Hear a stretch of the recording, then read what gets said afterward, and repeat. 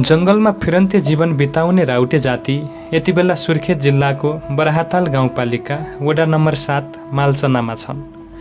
जाडो महिना नजिक आउँदै गर्दा राउटे समुदाय पुनः एक बसाई सर्ने तयारी गर्दैछ। हाम्रो मोबाइल मागेर राउटेका धामी नायक लोकेन्द्र साई ठकुरीले राउटे लोप उन्मुख सीमान्तकृत वर्ग उत्थान नेपालकी केन्द्रीय अध्यक्ष सत्यदेवी खड्कालाई फोन गरेर अटो र गाडी मगाए। यो गाडी पनि पठाउन, एउटा अटो पनि पठाइदिने कि त्यो बड्डा बिरामी बड्डाले हाल्ने। बिरामी बड्डालाई लिने? हो, लिने अटो पठाइदिनु अटो। ल ल हुन्छ हुन्छ कि नै? ल ल ल हुन्छ ल ल ल अटो पठाइदिनु है त। आज बस्ती सर्न लागेको कस्तो गाडीमा जाने कि अटोमा? अटोमा अरू गाडीमा जानु, यो बिरामी बड्डा मात्रै अटोमा हाल्ने। अटोमा हालेर लिने? कुन ठाउँ सर्न लागेको? बढी छ। शीतलहर र कठ्याङ्ग्रिएको चिसोले उनीहरूको अस्थायी टहरामा बस्न सकिने अवस्था हुँदैन। यसपालि त झन् उनीहरू आफ्नो थोरै भएको भाँडाकुँडा र कपडाहरू सम्हाल्दै बिराना जङ्गल हुँदै नयाँ वासस्थानतिर लाग्दैछन्, जहाँ उनीहरूले रात काट्नेछन्। त्यो भनेको एक झिना आशाको किरण र जङ्गलको कठोर बास हो। बिहानैदेखि राउटेहरू बसाइ सर्ने तर्खर गर्दैछन्।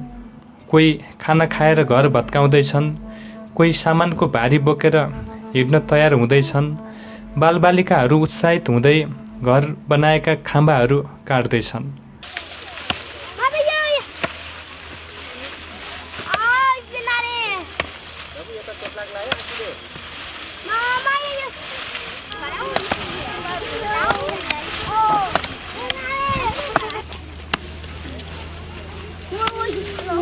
उनीहरूलाई पढलेख गर्नुपर्छ भन्ने थाहा छैन।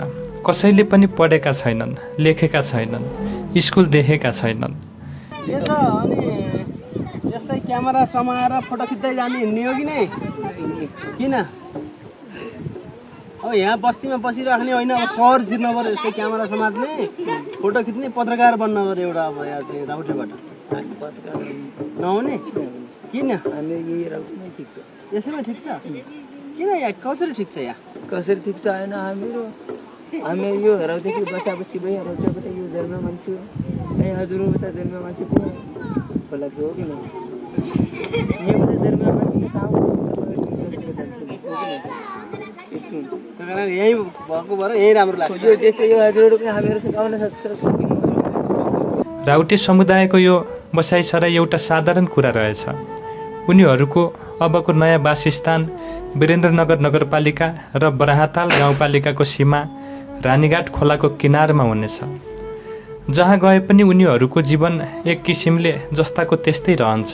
त्यहाँ अर्कोतर्फ भने वातावरण, जीवनशैली, स्वास्थ्य सबै कुरा अस्थिर देखिन्छ।